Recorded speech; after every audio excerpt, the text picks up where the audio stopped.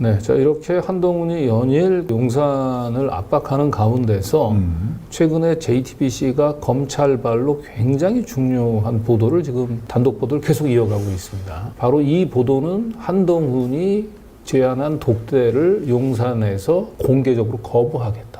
발표한 직후에 이 기사가 쏟아져 나왔습니다. 이거는 칼을 들이미는 느낌이 좀 들어요. 그러니까 네. 도이치모터스 항소심 이후에 과연 검찰이 김건희를 기소할 수 있을까라고 이제 여러 전망들이 나오는 가운데 저 기사는 누가 보더라도 이제는 용산이 김건희를 버리고 갈 수밖에 없다라고 하는 부분들을 강하게 이제 압박하는 검찰 내부의 기사입니다. 검찰 내부발, 검찰발 기사예요. 그러니까 지금 한동훈 대표가 지금 윤 대통령을 만나야 되겠다고 얘기하는 게 JTBC 단독 보도의 저 내용과 무슨 연관이 있는 게 아닌가. 그렇습니다. 김건희하고 이종호가 도이치모터스 주가 조작 사건에 대해서 검찰이 문재인 정부 때죠. 본격적으로 수사에 착수한 2020년 9월 무렵에 일주일간 36차례 정도 통화했다라고 하는 거죠. 네. 이걸 돌이켜 생각하시면 2020년 9월 달 윤석열이 이제 대권 행보를 이제 막 몸을 풀기 시작한 때인데요. 그 당시에 저 김건희 씨가 도이치모터스 주가 조작 공범하고 저렇게 잦은 연락을 했다면 끔찍한 얘기죠. 좀 심각한데요. 이거 하나로 지금 그친 게 아니고 JTBC에서는 단독 보도를 계속 내놓고 있습니다. 한동훈이 그 용산을 상대로 다시 한번 독대를 재요청한 다음 날이죠. 다음 날 또 나왔어요. 네. 이종호하고 이렇게 잦은 연락을 취했다라고 하는 것에 대해서 대통령실이 해명을 못하고 침묵을 지켰지 않습니까? 다시 그 재독대한 것에 대해서도 상당히 냉담한 반응을 보였단 말이에요. 네. 이런 가운데서 다시 JTBC를 통해서 검찰발 단독 기사가 나옵니다. 이건 더 훨씬 더 심각합니다. 도이치 주포는 누구를 말하는 거죠? 이게 2기 주포인 그 토로스 증권 지점장 김기현을 얘기하는 겁니다. 아, 김기현의 편지를 지금 확보한 거네요. 김기현이 도망을 다니면서 검찰 수사를 피해서 도망을 다니면서 블랙펄 인베스트먼트의 공범 민태균 씨한테 이제 그 보냈던 편지. 네. 그리고 이 편지가 검찰에서 확보를 했어요. 결국 네.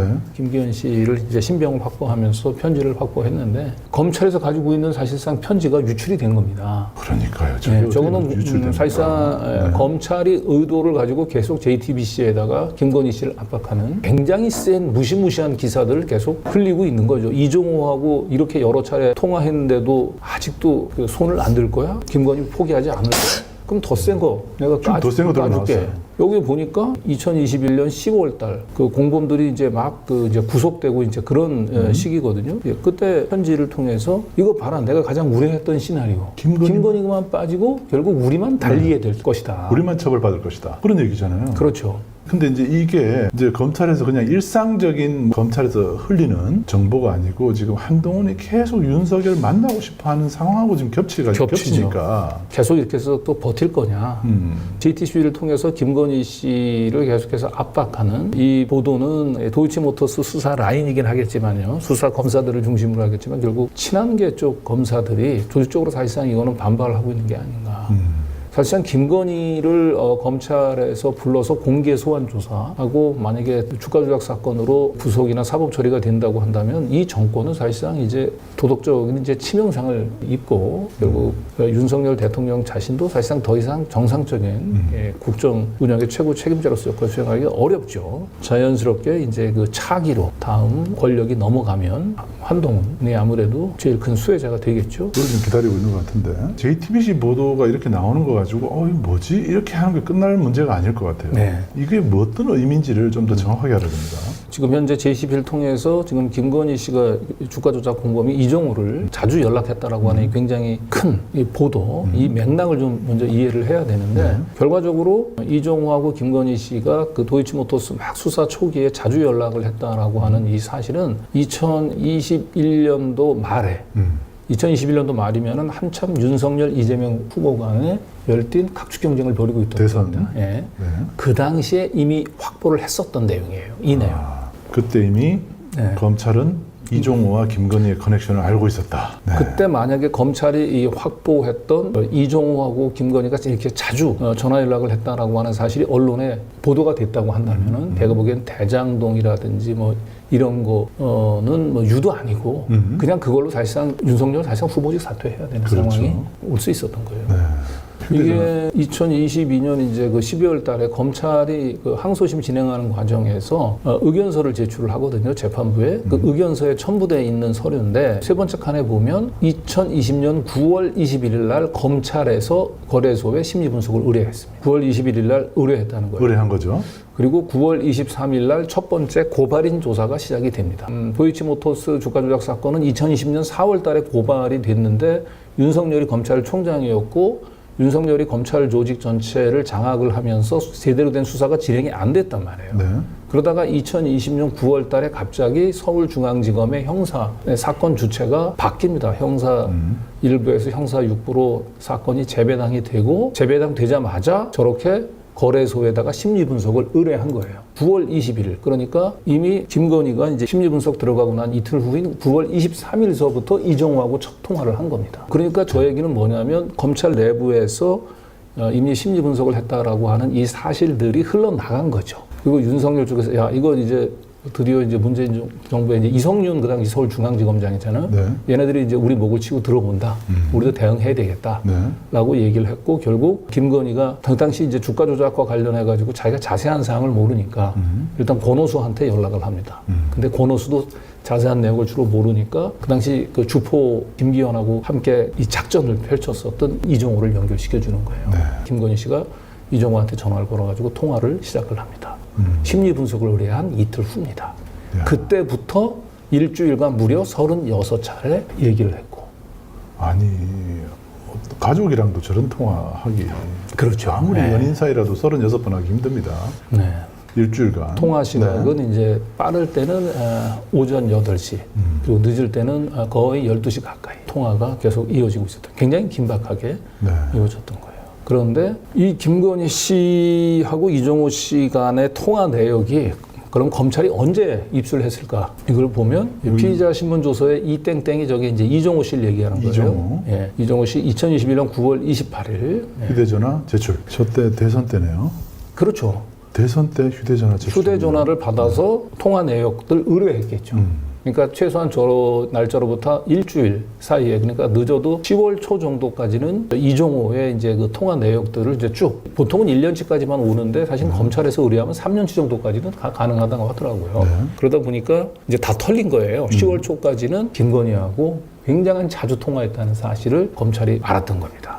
그런데 굉장히 중요한 단서잖아요. 네. 이정호 씨가 김건희 씨하고 자주 통화를 했다라고 얘기하는 거는 굉장히 중요한 단서네. 김건희 씨의 주가 조작을 밝힐 수 있는. 그런데 어찌된 일인지 검찰이 조사를 안 합니다. 저걸 확보하고도. 네, 그러니까 이정호 씨가 저 10월 26일 날 기소될 때까지 김건희 씨하고 통화 내역에 대해서 이정호 씨를 상대로 조사가 진행을 안 한 거예요. 그러니까 김건희 씨와 관련된 내용들이 이정호 씨 수사 그 기록상에는 첨부가 안 된 겁니다. 그러면 이정호 씨를 상대로 해서 언제 조사를 했느냐? 김건희하고 관련된 내용은 JTBC의 보도에 보면 2022년 11월 블랙펄 인베스트먼트 대표인 이정호를 불러서 김건희 여사와의 연락에 대해서 조사했다 돼 있죠. 그러니까 이정호가 기소되고 난 뒤에 불러서 조사를 한 겁니다. 이건 뭘 얘기하겠습니까? 이정호의 수사 기록에는 김건희 관련된 부분은 없는 거예요. 그리고 이정호가 기소되고 난 뒤에 이제 참고인으로 불러서 김건희와 관련된 조사를 했던 것이고 이거는 그 당시 검사들 입장에서 봤을 때는 저 당시에는 윤석열이 될지 이재명이 될지 모르는 거예요.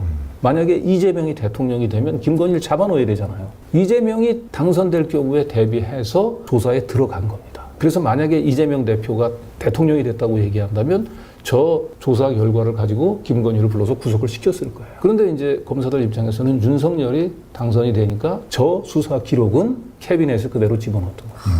진짜? 그런데 저 캐비넷에 집어넣는 것을 지금 꺼내고 있는 겁니다. 검사들이. 지금 날짜 보십시오. 기사 날짜. 이게 2021년 기사가 아니에요. 2024년 9월 24일. 3년 동안 푹 썩었던 그 캐비넷을 열어가지고 지금 막 꺼내고 있는 겁니다. 네. 캐비넷에 더욱더 많은 내용들이 있을 겁니다. 그래서 언제든지 마음만 먹으면 검사들이 김건희 씨는 주가 조작으로 집어넣을 수 있는 자료가 차고 넘치는 겁니다, 사실은. 검사들이 이렇게 JTBC를 통해서 이건 사실상 위력 시위를 하는 거예요. 더 이상 김건희를 끌어안고 가려고 생각하지 마라. 버려라. 김건희 버려라. 김건희 안 버리면 우리가 이제 우리도 물러설 수 없다. 이제 검사들 입장에서는 저런 정도의 수사 자료를 확보하고 김건희 씨를 조사하지 않잖아요. 사법 처리하지 않잖아요. 나중에 김건희 특검법 통과가 되든지 아니면 정권이 바뀌어서 저거 재수사하면은 김건희 씨가 아니라 검사들이 죽어요. 직무유기로. 직무유기죠. 그렇죠. 직무유기 아니면 직권남용으로. 그러니까 한동훈한테 계속 얘기를 할 거 아니에요. 검사들이. 한 선배 이거 우리 이거 죽습니다. 다. 네. 대통령 빨리 만나세요. 이게 심각한 상황이에요. 검찰이 지금 내전에 들어간 상황인 겁니다. 또 JTBC 또 뭐 나올지 모릅니다. 만약에 JTBC 길이 막히면 또 딴 데서 흘러나오겠죠. 이 도이치모터스 항소심 끝나고 난 뒤에 친한계 검사들이 이제 공개적으로 저는 반기를 들었다. 사실상 이거는 저는 구테타로 봅니다. 그러니까 김건희를 제거하라. 김건희를 이제는 포기하고 하라. 검사들의 이제 집단적인 항명이라고도 볼 수가 있고 살벌한 상황이 지금 연출이 되고 있는 게 아닌가.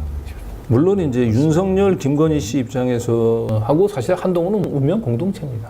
뭐 역시 김건희 씨도 말 한마디 입 한번 뻥긋하면 한동훈도 죽기 때문에 그래서 한동훈 입장에서는 지금 자꾸 독달을 요구하고 있는 게 아닌가 이런 얘기들을 터놓고 얘기할 수는 없잖아요.